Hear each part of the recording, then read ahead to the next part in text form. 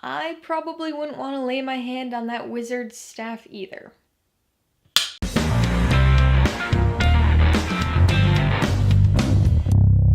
Hey everybody, welcome to Mainly Movies. Today I'm going to be talking about the 7th entry into the DCEU, the 2019 superhero film Shazam. It stars Zachary Levi, Jack Dylan Grazer, Mark Strong, and Asher Angel, and was directed by David F. Sandberg. Shazam tells the story of 14-year-old orphan Billy Batson, played by Asher Angel. Shortly after being placed in a group foster home, Billy is summoned by a wizard who bestows his powers onto him, allowing him to take the form of an adult superhero, played by Zachary Levi, by saying the word Shazam. Billy then needs to uncover the extent of his powers and stop a supervillain who wants to steal those powers. Another superhero I've never heard of before. In spite of the near continuous barrage of superhero movies, I still like them. So even with no knowledge of the character and only vague interest from the trailer, I braved a snowstorm and was in that theater only a couple days after this movie was released. Things started off a bit rocky. Not the movie itself, but the experience. First, the theater's ticket printer was broken. Now, I'm sure that wouldn't bother most people, but I save all my movie tickets, so the fact that I don't have a Shazam one now is more than a little disappointing. As if that wasn't bad enough, the girl who sat in front of me loudly crunched on raw green beans for the first 30 minutes of the movie. Despite the non-ideal theater experience, this movie successfully drew me in and made me forget about that gap in my ticket binder and those noisy legumes. The movie both satisfied my few expectations and surprised me. I knew that the story was about a kid who gets superpowers, so I was anticipating some fun power discovery moments, but the trailer made this look like a completely lighthearted and bouncy superhero romp, and it is most of the time. But there are a few tonal shifts that I wasn't expecting at all. I guess I really shouldn't have been surprised. This is a DC movie after all, but this had a few intense and pretty dark moments. The opening few minutes of the film presented with a fairly intense scene, and there were a couple sequences featuring some creatures that were unexpectedly brutal too. Those moments offered some brief tonal shifts that were mostly enjoyable for me, but I imagine could be a bit jarring for some viewers. Shazam was a very refreshing movie, which is quite the compliment considering we've had at least 6 superhero movies in just this last year. So what makes Shazam so different? The perspective. Regardless of if we're talking DC or Marvel, all of the superheroes we've seen on screen have been adults, or at least older teenagers. The interests, motivations, and problems of older characters are very different than younger ones. Given that a huge chunk of the target audience for comic books and superheroes is younger than 18, it only makes sense to have a character like Shazam. A 14-year-old kid who not only has superpowers but also looks like an adult? That's a take on superheroes we haven't seen before. The fact that Billy Batson is only 14 lends itself to a lot of interesting and comedic moments. It's the childhood fantasy come true. What would you do if you had superpowers? The obvious desire to be heroic and helpful is explored here, but so is the undeniable coolness factor of having superpowers. Of course, we see fun superpower experimentation done in a way that only kids would do, trial and error and put up on YouTube, but we also get the classic big type sequences of a kid getting away with some adult perks because they look like an adult, often to very humorous effect.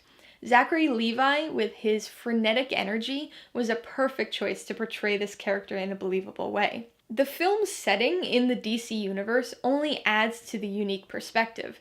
Billy Batson lives in a world where superheroes like Batman and Superman exist. And not only do they exist, but they're admired and idolized by people in much the same way as they are in our world. They have fans. There are toys and merchandise filling stores. People collect memorabilia like batarangs and Superman-stopped bullets. So even though a kid getting superpowers is a rare and amazing thing, the idea of possessing superpowers isn't completely crazy in this universe. Shazam is also a fun and funny movie. The premise inherently presents plenty of comedic opportunities, with situational humor, physical comedy, and more than its fair share of funny dialogue. These were great, but I also liked a lot of the more subtle humor in the film. reactions that people have to Billy as Shazam, like the convenience store cashier, or an unenthused shrug to an iffy catchphrase. Jabs at superhero tropes are sprinkled throughout the movie. Even the way the film handles some of the more ridiculous comic booky aspects of the Shazam character were entertaining. The sudden subway arrival prompting Billy to glance at the subway map, lines referencing the silliness of the origin of his powers, and of course, plenty of humor centered on his transformational phrase. It seemed super silly at first, but I have to say, by the end, it was wicked satisfying hearing Billy yell that phrase. In addition to the fun superhero moments, I was surprised by the prominent family themes.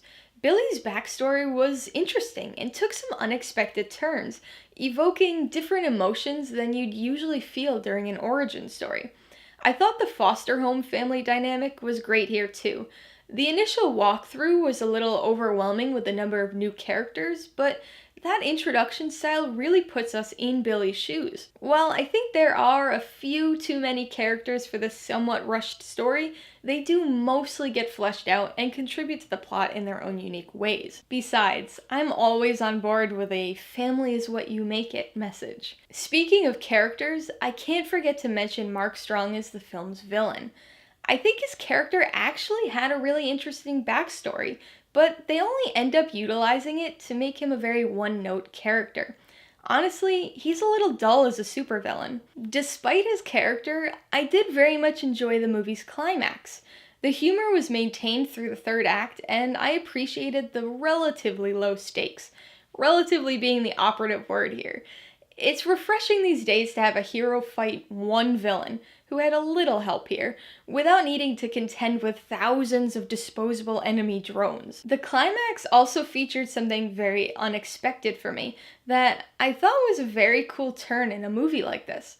I'm not sure if it's an idea from the comics or a new twist made just for the movie, but it injected a lot of satisfying fun into that final fight. Alright, let's take a look at the pros and cons. Pro number one is the unique perspective. An average kid who lives in a world where superheroes are not only real, but idolized suddenly gains Superman-like powers. This kid-based perspective took the idea of superheroes beyond just the heroics to the perks of having fans and admirers. It also explores how a kid would react to those things, as well as to potentially life-threatening danger. The powers are one thing, but the ability to transform into an adult on command also adds another layer to that perspective. The second pro is how fun this movie is. It's certainly the most fun entry into the DCEU so far. It still has its moments of darkness, but much of the film is coated in this lighthearted, starry-eyed superhero feel. Part of that ties into the kid perspective, but much of it stems from the script and Zachary Levi's performance. There are a lot of entertaining moments that have a disposable but highly enjoyable feel. The movie pokes quite a bit of fun at superheroes, but also makes a number of references to other movies, including an iconic scene from Big and a moment that was reminiscent of a scene from Monsters, Inc. Shazam also features my second favorite use of Queen's Don't Stop Me Now in a movie. Can't compete with number one, though. As far as cons are concerned, my biggest issue was the rushed nature of the film. The pacing isn't really noticeably bad, and it definitely doesn't feel as long as it is, which is a good thing, but the trade-off for that is some lacking character development and a few choppy moments, especially in the third act. There are a lot of characters in this movie, and many of them, like the other foster kids, are reduced to a few defining personality traits in a very lady-in-the-water kind of way. By the time we get to the third act, there's only so much of the runtime left to fit everything in, and I definitely got the impression that a lot of scenes were cut during editing. There are a few moments that seem like setups, but never have any continuation or payoff. I would be really surprised if a bunch of those scenes don't show up on the Blu-ray special features. My second con is the villain. He's actually set up as a potentially compelling antagonist in the beginning of the movie, but then the character is squandered. Mark Strong did the best he could with what he was given, but there's very little depth to the one-note villain, making him a fairly bland nemesis. My third con isn't really a big one, but I thought the tone of the film was pretty inconsistent, making it hard to determine who the target audience is. Is it supposed to be for existing fans of Shazam? Newcomers? Kids? Adults? Sometimes movies can intentionally play to different audiences, but this simply isn't nuanced enough for that. The movie appeals to kids because of the perspective and the funny superhero stuff, but then had moments that veer into really thematically dark material and innuendos that are more in line with an adult audience. It's not a big deal to me, just something that seemed a little odd. I'm gonna give Shazam 3.5 out of 5 paws. I found it to be a really fun and enjoyable movie, but the lightness of it all gave it this kind of disposable, inconsequential feel. I'll definitely watch it again, but I wish there was a little bit more heft behind the character motivations. I would recommend Shazam to fans of light, fun superhero movies. This one is definitely more in line with the thematic qualities of Marvel's typical output than it is with the standard dark and brooding DC films. If you like superhero movies but have been feeling a little bit burnt out on them lately, give this one a shot. It has some of the classic comic book movie qualities, but tackles them from a unique and fun perspective. If you like Shazam, I would recommend that you check out one of this movie's biggest thematic influences, Big. It's essentially what you would get if you took Shazam and strained out all the superhero bits. A fun movie about a kid who suddenly has the body of an adult. If you want a female take on that type of plot, check out 13 Going on 30. And if you just want another fun, vibrantly colored superhero movie, try Thor Ragnarok. Alright, a couple questions for you guys. Number 1, have you seen Shazam? If so, what'd you think of it? And number 2, if you could have any superpower, what would it be? Be sure to leave your answers in the comments below so we can get a discussion going. Alright, so if you got some enjoyment, insight, or information out of this review, I'd appreciate it if you'd hit that like button. And if you haven't done so already, please hit subscribe while you're at it so you can see more videos like this. Till next time, this has been Alyssa with Mainly Movies, the way life should be.